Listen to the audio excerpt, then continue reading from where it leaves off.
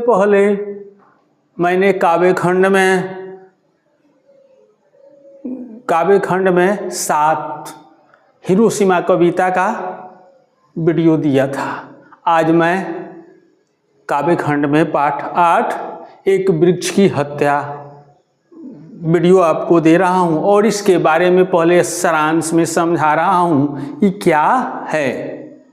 एक वृक्ष की हत्या के माध्यम से सभी वृक्षों को के बारे में बताया गया है कि इस धरती पर वृक्ष है तबे हमारा मानव जीवन है, धरती है, सब कुछ है। जिस दिन ये वृक्ष समाप्त हो जाएंगे तो वर्षा नहीं होगी, हवा नहीं रहेगी, आपको मनुष्य नहीं रहेंगे, नदियां बहनी बंद हो जाएगी, सारा पर्यावरण तहस-नहस होने लगेगा।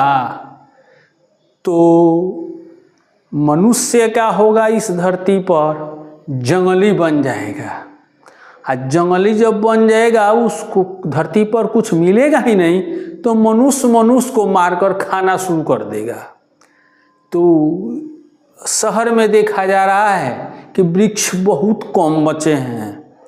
तो हमारे कवि कुंवर नारायण जी उत्तर प्रदेश के लखनऊ शहर के थे। तो इनके दरवाजे पर एक वृक्ष था बहुत पुराना। जिस तरह चौकीदार हमारे घर की रखवाली करता है उसी तरह उनके घर की रखवाली एक वृक्ष कर रहा था। तो वृक्ष को चौकीदार क्यों कहा गया है कि वृक्ष हमको फल देता है, फूल देता है, हमारी चौकसी करता है, हमको हवा देता है तो सांस लेते हैं तब हम जिंदा रहते हैं। अगर वृक्ष नहीं रहे तो हमको खाने को कुछ नहीं मिलेगा, हम सही सांस नहीं ले पाएंगे, हमको पीने के लिए पानी नहीं मिलेगा। तो कभी चिंता में पड़ रहा है कि भाई वृक्ष को काटा जा रहा है, बहुत दिक्कत है। तो उसके दरवाजे पर वृक्ष था तो कभी कहीं से आते थे तो वृक्ष पूछता था कि आप कौन है। तो कभी कहते थे मैं तुम्हारा दोस्त हूँ, छाँव में बैठ जाते थे। और वह वृक्ष बहुत पुराना था, मोटा तना, खुरदर्रा, उसकी सूखी डाल, फूल पत्तीदार, पाँवों में फटा पुराना जूता, धूप में, बारिश में, गर्मी में, सर्दी में अक्खड़ चरमराता बलबूता। तो इस हिसाब से हम देखते हैं वृक्ष क्या था, चौकीदार।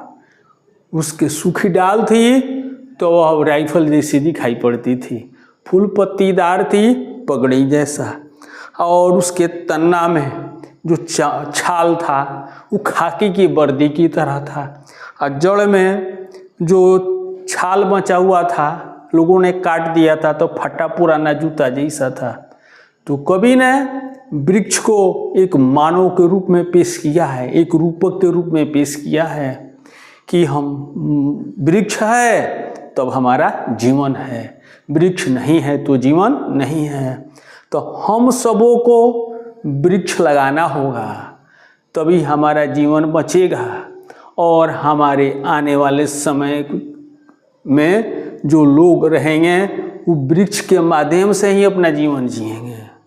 अगर वृक्ष को बचाने पर हमने ध्यान नहीं दिया तो दुनिया ही नष्ट हो जाएगी। आप देख रहे हैं कहीं कहीं जंगल जल रहे हैं, क्यों? समय पर बारिश नहीं हो रही है। तो जंगल जितना में होना चाहिए उतना जंगल नहीं है। एक आदमी पर 31 गो पेड़ होना चाहिए तब मनुष्य स्वस्थ रहेगा। हमारे बिहार में एक आदमी पर 7 गो पेड़ है तो कैसे हम स्वस्थ रहेंगे?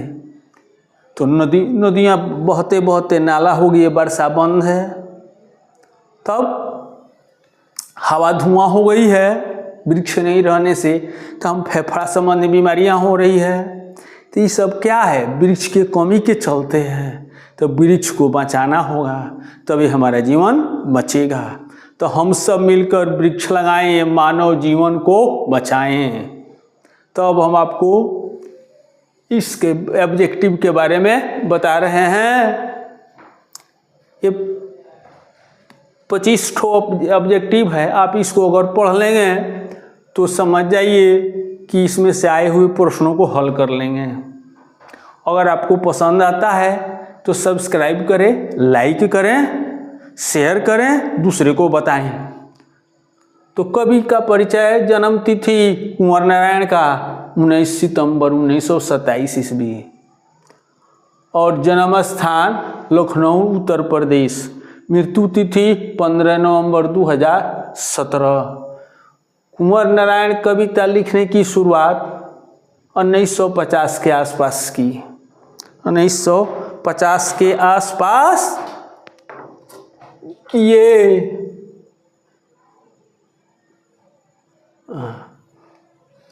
1950 के आसपास किए।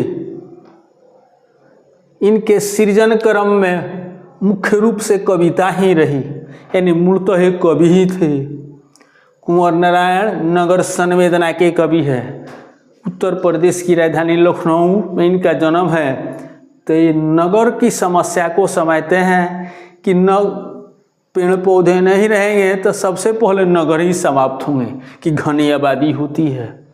इनकी रचनाएं चक्रव्यूह, परिवेश, हम तुम, अपने सामने, कोई दूसरा नहीं, इन दिनों एक काव्य संग्रह। काव्य संग्रह मतलब कविता संग्रह।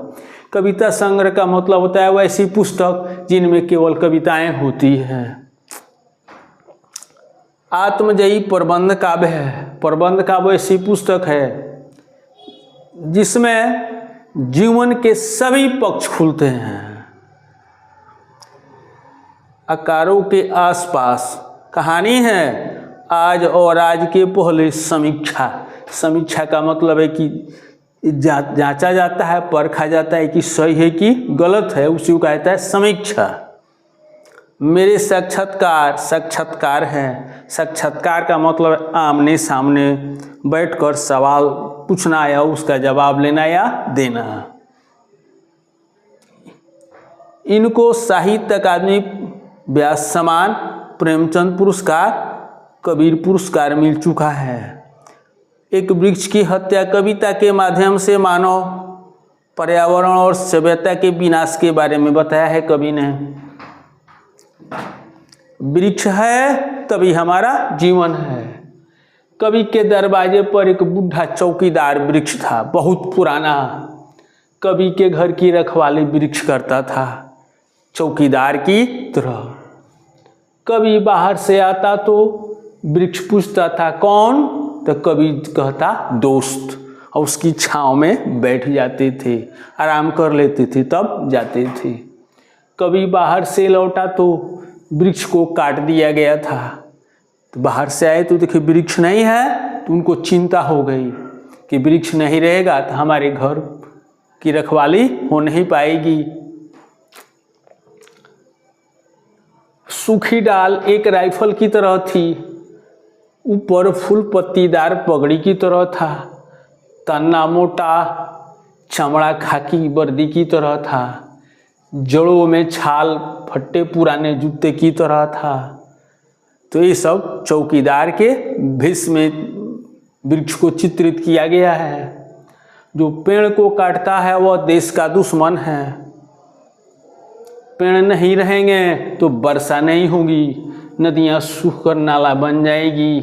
पेड़ नहीं रहेंगे तो हवा धुआं बन जाएगी, पृथ्वी मरुस्थल हो जाएगी, आदमी जंगली बन जाएगा, सभ्यता नष्ट हो जाएगी।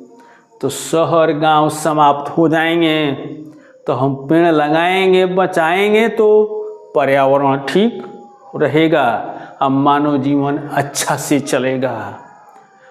एक वृक्ष की हत्या कविता संग्रह इन दिनों से ली गई है।